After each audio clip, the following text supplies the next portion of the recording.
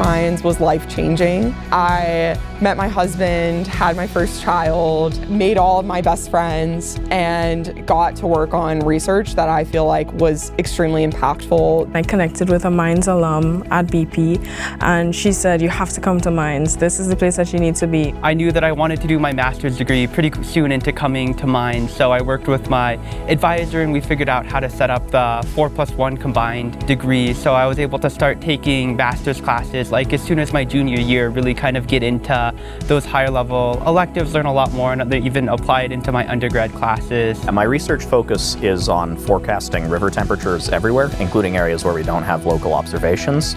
I did lithophages classification of the Lower Wolfcamp in the Midland Basin. It's mixed integer programs for energy and economic optimization. There was a really exciting part of my research journey early on with my first paper where I discovered a new thing about how we describe stream temperature and how it varies throughout the year. As a modeler, I wasn't expecting to hit on anything like fundamental about the science of river temperature, so that was really cool.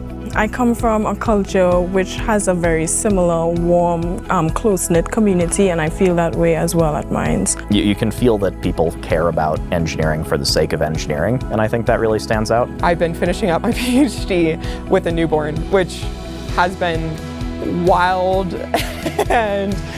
but I wouldn't trade it for the world. So I actually got my offer letter today, this morning, for a full-time offer. That opportunity came through mines, both through the quality of research that I was able to conduct, but also through my previous internships, which I got from Mines Career Days. My sophomore year, I'd done like an on-campus interview. When AMD came down, they offered me an internship and they took me on for a summer. I discovered I really liked it. I think they really liked me, so I was able to intern with them for 3 internships now, and then I just got my return offer a few months ago to go there full-time once I graduate. Not only are we driving necessary change in different areas and getting this great research, but I think we're also showing what a well-rounded engineer can look like.